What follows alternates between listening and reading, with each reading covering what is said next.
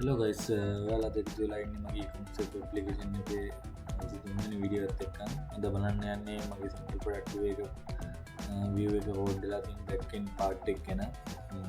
මම ඔයාලට කලින් වීඩියෝ එකේ කිව්වා මගේ single product එක design කරලා තියෙන කොහොමද කියලා. අද බලන්න යන්නේ back end එක කොහොමද ඒකේ function වැඩ කරන්නේ, ඊට පස්සේ data පෙන්නන්නේ ADA තමයි බලන්න back end එකෙන් බලන්න යන්නේ. අපි code එක කියලා බලමු කොහොමද back end එක code කරන්නේ. ආඩ පේනවා මෙතන කනෙක්ෂන් එක්ස්ටර්නල් PHP ස්ක්‍රිප්ට් එකක් දාලා කනෙක්ෂන් එක ඉන්ක්ලූඩ් කරගෙන ඊට පස්සේ ID එහා පැත්තෙන් ID එකක් එනවා කියලා බලන්න මෙතන. අපි මෙතන නිකම් open දුන්නපුවම something went wrong please try again later කියලා වෙනවා. එහෙම වැටෙන්නේ මෙතන product ID එකක් ඉන්න එක්ස්ටර්නල් කන්ඩිෂන් එකෙන් තමයි මේ බලන්න product ID එකක් තියෙනවා නම් තමයි පල්ලෙහායි තෝරික රන් වෙන්නේ. මේකේ if else එකෙන් තමයි පෙන්නන්නේ අපිට ඉස්සෙල්ලා පෙන්නන something went wrong please try again later කියලා.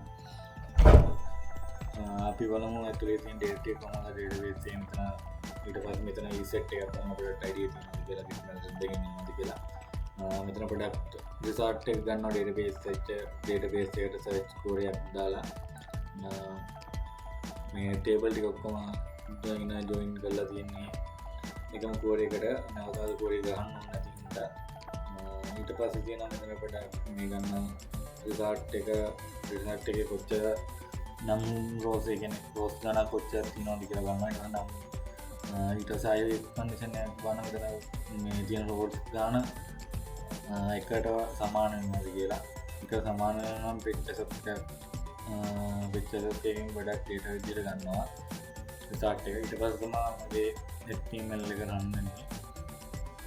මෙතන තියෙනවා මගේ header එක include කරලා ඊට පස්සේ මෙතන තියෙනවා image එක database එකට check කරගෙන ඊට පස්සේ image එක බිංදුවට කියන්නේ bin not equal bin 0 කරනවා මෙතනින් බලන්නේ image numbers ගන්න.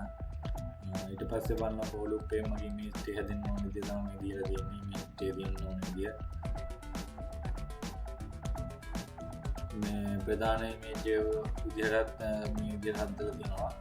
ඊට දැන් එහෙම image බිඳුවන්ට not equal එකෙන් සමාන වෙන්නේ නැත්නම් තමයි මේ ටික යන්නේ. සමාන වෙනවා නම් තමයි මේ ටික පල්ලෙහා ඉස්සෙන් පස්සේ code line එක වැඩ කරන්නේ. int ඒ කියන්නේ image එක නැති විදිහට පෙන්වන්නේ මේකෙන් තමයි මේ ටිකෙන් බලන්න image නැති ඒවත් පෙන්වන්න මේකේ.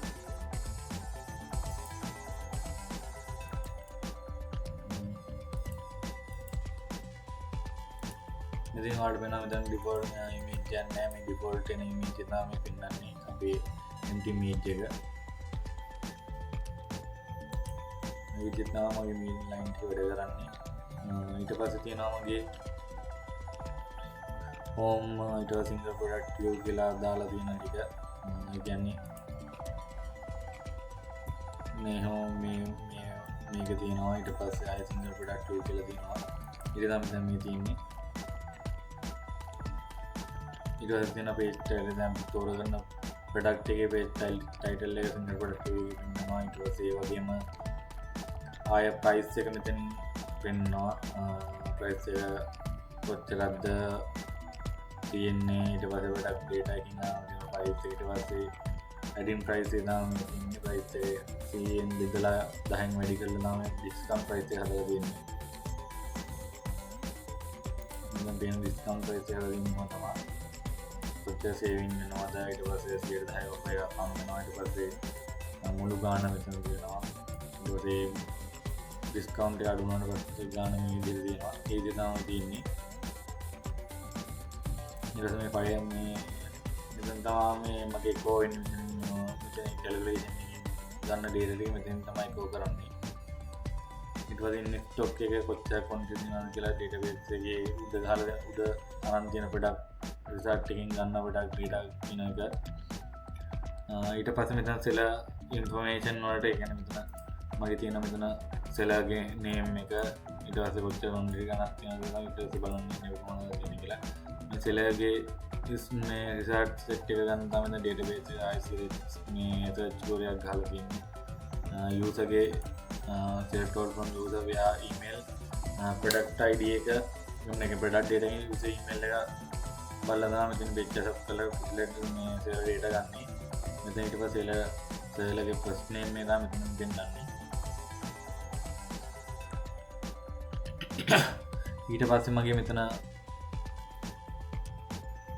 on key app එකක් දාලා තියෙනවා product quantity එක අඩු වැඩි කරද්දී අඩු වැඩි වෙන්න.